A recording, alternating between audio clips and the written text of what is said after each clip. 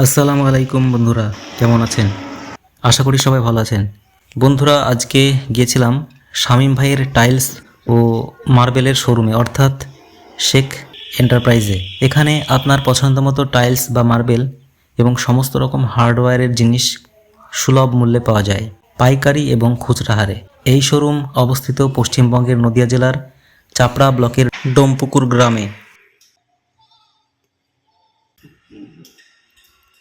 সৌন্দর্য হবে সেটা।